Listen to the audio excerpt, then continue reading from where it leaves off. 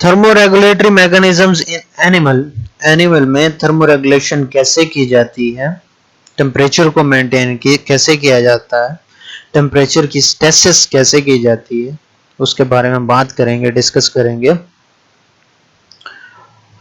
Animal की body का जो टेम्परेचर है वो इस बात पर डिपेंडेंट होता है कि किस मिकदार से, किस क्वांटिटी से, किस स्पीड से बॉडी का टेम्परेचर चेंज हो रहा है।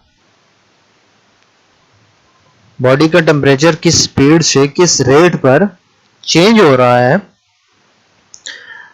उस रिलेशन से मेटाबॉलिक प्रोसेसेस, बहुत सारे डाइजेशन के अवामिल वो क्या कैरी आउट किए जाते हैं, क्योंकि मेटाबॉलिक प्रोसेसेस में हीट बाय प्रोडक्ट के तौर पर पैदा की जाती है। अगर बहुत ज्यादा कोल्डनेस हो गई है, ठंडक हो गई है, तो डाइजेशन तेज कर दी जाएगी। तो डाइजेशन से क्या होगा, वो बॉन्ड टूटेंगे, उससे हीट पैदा होगी। हीट जो है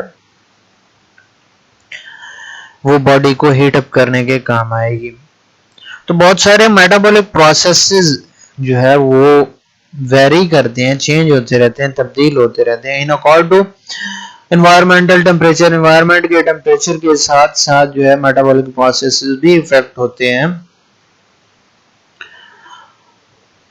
ये हीट जो है अगर बॉडी के अंदर ट्रांसफर करनी है या बॉडी से बाहर ट्रांसफर करनी है, तो उसके लिए भी बहुत सारे तरीकाकार हैं।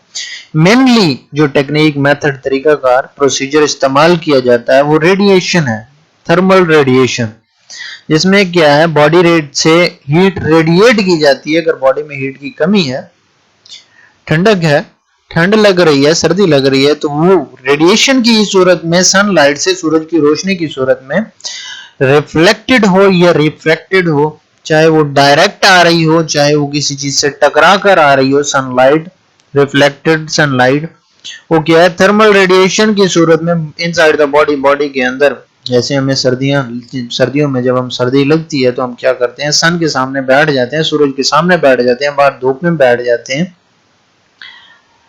ऐसा क्यों करते हैं? ताकि मैक्सिमम अमाउंट में सन रेज और थर्मल रेडिएशन और सनलाइट हम अब्जॉर्ब कर सके, ताकि हमारी बॉडी को हीट अप करने के वो काम आए। अगर यही सूरत ठंडक में हो कि हम क्या, हमें ज्यादा ठंड लग रही है, तो हम इवेपोरेटिव कूलिंग करते हैं, हमारे स्वेट ग्लैंड स्वेट प्रोड्यूस करते हैं, वाटर प्रोड्यूस करते हैं, और वाटर और स्वेट जो है वो हमारी बॉडी को, जब वो इवेपोरेट होता है, वाटर के मॉलिक्यूल जब इवेपोरेट होते हैं, जैसे कि हमने बात की पहले भी, इवेपोरेशन कॉजेस कूलिंग, इवेपोरेशन से कूलिंग इफेक्ट पैदा होता है। इवेपोरेशन कूलिंग इफेक्ट पैदा करती है केमिस्ट्री में भी। Temperature classification of animal, temperature की बुनियाद पर एनिमल्स को क्लासिफाई करना टेम्परेचर क्लासिफिकेशन ऑफ एनिमल्स कहलाता है। यहां पर एनिमल्स की दो कैटेगरीज हैं, पायोक्लोथर्म्स और होम्योथर्म्स। दो कैटेगरीज हैं। First one is poikilotherms. ये एनिमल्स, ये जानदार जिनका बॉडी टेम्परेचर एम्बिएंट टेम्परेचर के ऑलमोस्ट बराबर होता है। एम्बिएंट टेम्परेचर एनवायरमेंटल टेम्परेचर को कहते हैं, बाहर के टेम्परेचर को कहते हैं।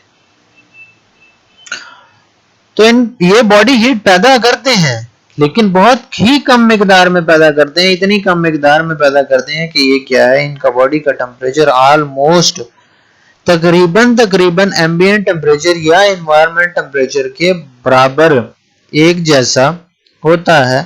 इनमें बहुत सारे फिश, एम्फिबियन और रेप्टाइल्स और इनवर्टिब्रेट्स पाए जाते हैं। इनवर्टिब्रेट्स जिनमें वर्टिब्रल कॉलम नहीं होता, इनवर्टिब्रेट्स कहलाते हैं।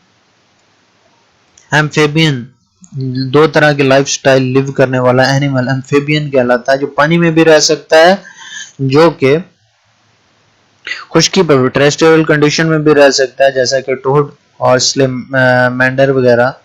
मेंढक की हम बात करें तो वो दोनों सूरतों में रह सकता है, वो पानी में भी रह सकता है, खुश्की पर भी रह सकता है। इसी तरह रेप्टाइल्स वगैरह भी हैं। The second condition is homeotherms. Homeotherms वो होते हैं जो अपने बॉडी के टेम्परेचर को मेंटेन करते हैं। For example deep sea fishes जो होती हैं वो होम्योथर्म्स में आती हैं। और मैमल्स, मैमल्स उनको कहते हैं जिनमें मेमरी ग्लैंड्स पाए जाते हैं, मिल्क प्रोड्यूसिंग ग्लैंड्स पाए जाते हैं, उन्हें मैमल्स कहा जाता है। इनमें बर्ड्स भी शामिल हैं, जैसा कि ये इमेज में दिखाए गए हैं। पैरट, ये क्या करते हैं, अपने बॉडी के टेम्परेचर को मेंटेन कर सकते हैं वेरिएंट डिग्री तक, बहुत ज्यादा मिकदार में, बहुत ही ज्यादा मिकदार में इनमें कैपेबिलिटी होती है ताकि अपने बॉडी के टेम्परेचर को मेंटेन किया जा सके, रेगुलेट किया जा सके।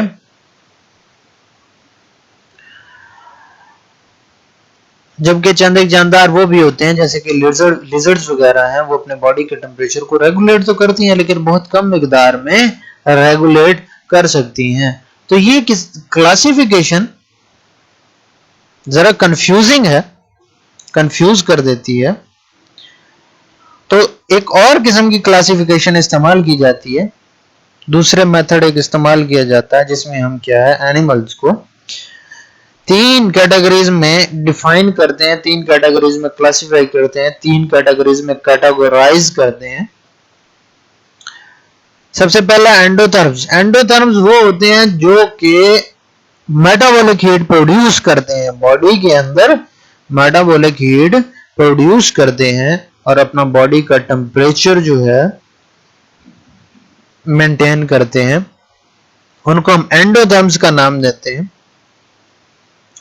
एंडोथर्म्स में जो बॉडी हीट है, वो बॉडी की हीट, बॉडी को हीट अब कैसे किया जाता है, बॉडी को हीट जो है वो मेटाबॉलिक हीट के जरिए दी जाती है, मेटाबॉलिज्म के जरिए दी जाती है, क्योंकि मेटाबॉलिज्म में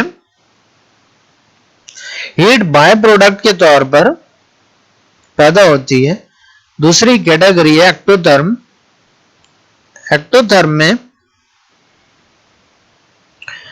बॉडी हीट प्रोड्यूस तो की जाती है लेकिन बहुत ही कम मिकदार में, बहुत ही लेस मिकदार में, बहुत ही थोड़ी मिकदार में बॉडी हीट पे प्रोड्यूस की जाती है। इस वजह से इनका बॉडी का टेम्परेचर आउटसाइड द एनवायरनमेंट में जितना टेम्परेचर होगा या एम्बिएंट टेम्परेचर होगा उस टेम्परेचर के ऑलमोस्ट इक्वल होती है। जितना एटमॉस्फेयर में टेम्परेचर होगा, जितना बाहर एनवायरनमेंट में टेम्परेचर होगा, उस एनवायरनमेंट के टेम्परेचर के मुताबिक उनका बॉडी टेम्परेचर होगा। थर्ड कैटेगरी है हेट्रोथर्म। हेट्रोथर्म में कैपेबिलिटी होती है कि वो बहुत ज्यादा मिकदार में हीट प्रोड्यूस कर सकें, बहुत ज्यादा मिकदार में हीट प्रोड्यूस कर सकें, लेकिन वो ऐसा करते नहीं है। जनरली, कॉमनली, आमतौर पर वो ऐसा करते नहीं है। फॉर एग्जाम्पल बैट है, हमिंग बर्ड है, ये इमेजेस में दिखाया गया है। ये इनमें कैपेबिलिटी होती है कि वेरिएंट डिग्री तक ये हीट जनरेट कर सकें, लेकिन ये ऐसा करते नहीं है। जनरली, कॉमनली करते नहीं है। बहुत ज्यादा मिकदार में चेंज हो जाए टेम्परेचर तब जाकर ये ऐसा काम करते हैं।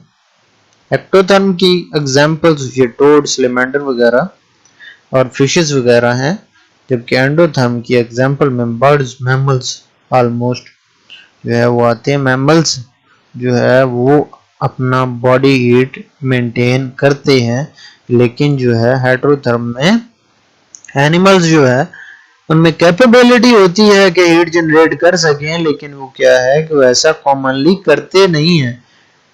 ठीक है, तो वो एक नैरो रेंज के अंदर अपने बॉडी के टेम्परेचर को मेंटेन करने का काम करते हैं।